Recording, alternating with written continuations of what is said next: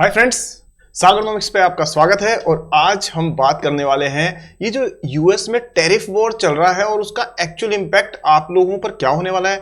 एक इन्वेस्टर को इन टैरिफ्स को किस नजरिए से देखना चाहिए और लॉन्ग टर्म में इसके क्या फायदे और नुकसान हो सकते हैं, और एक्चुअली में थ्योरी को छोड़ करके प्रैक्टिकली ये किस तरह से आपकी हमारी लाइफ को इंपैक्ट कर सकता है, ये सारी बातें जानेंगे। एक इन्वेस्टर के तौर पे लॉन्ग टर्म स्ट्रेटेजी आपको किस तरह से इंटैक्ट रखनी है उस पर भी बात करेंगे। तो एक की इंसाइट से भरा हुआ सेशन है आज का, और इसीलिए मैं आपसे रिक्वेस्ट करूंगा कि इसे पूरा देखें ताकि आपको जरूर फायदा मिले। तो आज शुरू करते हैं बहुत important video on Sagarnomics about the overall economic scenario for the long term for an Indian investor. Let's begin सागरनॉमिक्स।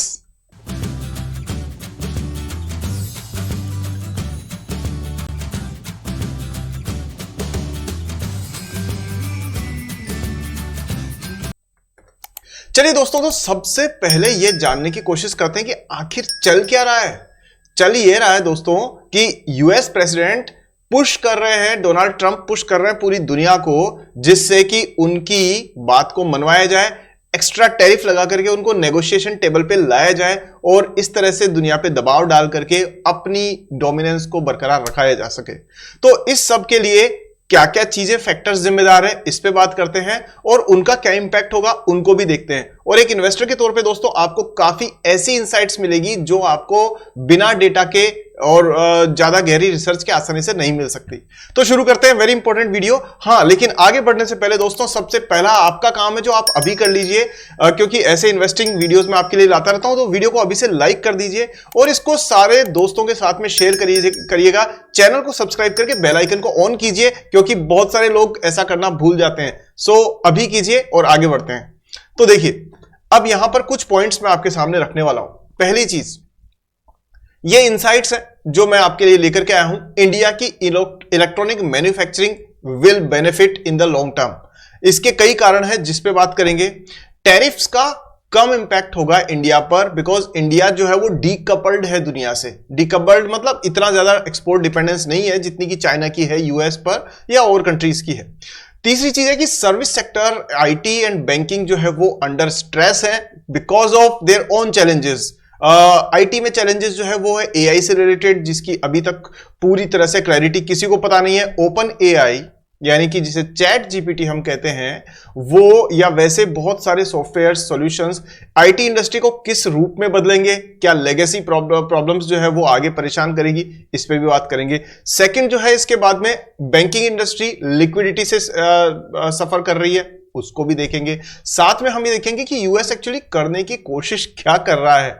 और दोस्तों एक सबसे इंपॉर्टेंट बात वो ये है कि जो शॉर्ट टर्म स्टॉक देख करके पैसा लगाना और फटाफट से पैसा बनाना, ये जो ट्रेंड अब तक चलता आ रहा था ना, ये मान के चलिए अभी के हालात में ये ट्रेंड ज्यादा नहीं काम कर पाएगा।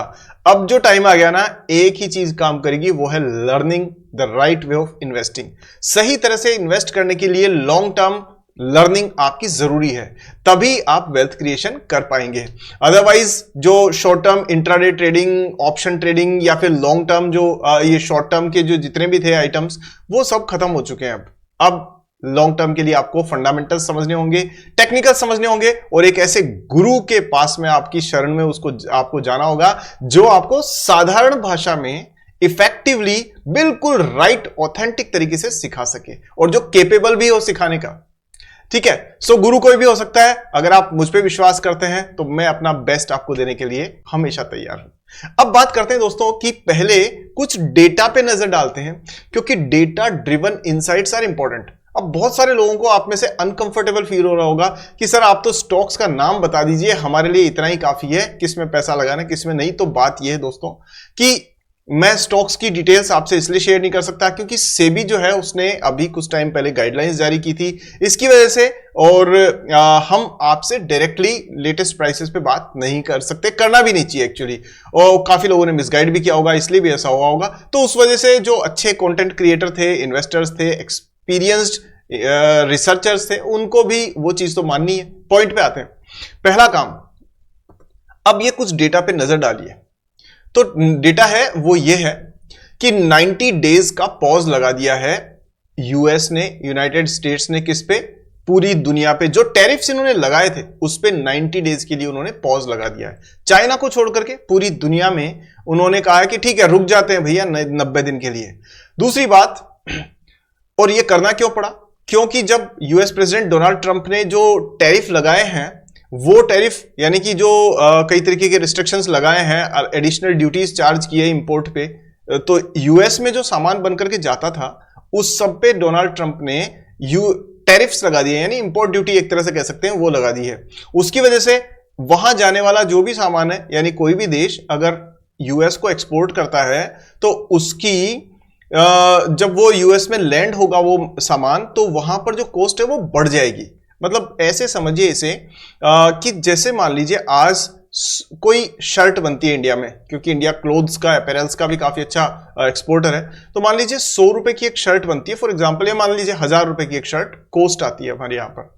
अब ये 1000 रुपए की शर्ट सारी चीजों को कैलकुलेट करके जब यूएस में लैंड होती है तो मान लीजिए कि वो 1500 रुपए की हो गई, या मान लीजिए 2000 रुपए की हो गई। ठीक है, अब 2000 पे वहां इंपोर्ट ड्यूटी पहले मान लीजिए फॉर एग्जांपल 10% लगती थी, तो यानी कि 200 रुपए ओवरहेड हो गए। तो यानी कि अगर यूएस के अंदर कोई उस शर्ट को खरीदना चाहेगा तो 2200 रुपए देने होंगे। लेकिन डोनाल्ड ट्रंप ने जो टैरिफ बढ़ाया है वो क्या किया है कि वो 10% को बढ़ा करके मान लीजिए 20% कर दिया। तो अब क्या होगा, अब 2000 का 20% यानी 400 रुपए लगाने होंगे। तो यानी जो 2000 की शर्ट थी वो वहां पे 2400 रुपए की पड़ेगी। लेकिन प्रेसिडेंट ट्रंप यही नहीं रुके, इन्होंने चाइना पे 145% टैक्स लगा दिया है। इसका मतलब कि अगर 2000 रुपए की शर्ट है, वो उन्होंने कुछ खास कैटेगरीज पे लगाया, बट मैं अपने एग्जांपल के साथ आपको समझाने की कोशिश करता हूं। तो जो 2000 रुपए की शर्ट है उस पे 100% ट्रैफिक 45% का मतलब हुआ कि 2000 पे 2000 और, यानी कि 4000 की हुई, 45% और लगा दो, यानी कि करीब करीब आप मानकर चलिए 5000 रुपए की वो शर्ट पड़ेगी। अब इससे क्या होगा, इससे जो डिमांड है, अगर पूरे दुनिया भर में जो से सामान जो यूएस में जा रहा है, खासतौर पे चाइना के जो प्रोडक्ट्स की डिमांड है यूएस में, वो घट जाएगी। क्यों घट जाएगी? क्योंकि जब आज कोई चीज 2000 में मिल रही है, कल वो मुझे 5000 रुपए में मिलेगी, तो मैं क्यों खरीदूंगा उसे? 100 लोग पहले खरीदते थे, अब हो सकता है 50 लोग खरीदें, 40 लोग खरीदें। तो डिमांड घट गई, डिमांड घट गई, जिसकी वजह से जो चाइना है वो जितना एक्सपोर्ट कर पाता था यूएस में, वो कम हो गया। जब वो कम हो गया तो यूएस से जो डॉलर मिलता था चाइना को, यानी चाइना अपना माल बेचेगा तो डॉलर में ही तो उसको पेमेंट आएगी, वो डॉलर्स कम होने शुरू हो गए। डॉलर्स कम होने शुरू हो गए, इसका मतलब क्या हुआ कि चाइना की इकोनॉमी धीरे धीरे धीरे धीरे डाउन होनी शुरू हो गई, और उसका फायदा क्या हुआ, यूएस की इकोनॉमी को थोड़ा सा बूस्ट होने में मिला। सो ये दोस्तों कुल मिलाकर के ट्रेड वॉर है जो अभी इस समय चल रहा है। अब नेक्स्ट क्वेश्चन आपका आएगा कि भाई इस ट्रेड वॉर से इंडिया में क्या फर्क पड़ेगा? तो मेरा आपको यह कहना है कि आपको बहुत ज्यादा चिंता करने की जरूरत इसलिए नहीं है क्योंकि इंडिया में फर्क पड़ेगा, लेकिन बहुत ज्यादा फर्क नहीं पड़ेगा। जितना चाइना में फर्क पड़ेगा उतना इंडिया में फर्क नहीं पड़ेगा। रीजन क्या है उसका? रीजन उसका है दोस्तों कि हमारा जो कंट्री है हमारी, वो डीकपल्ड है वर्ल्ड से।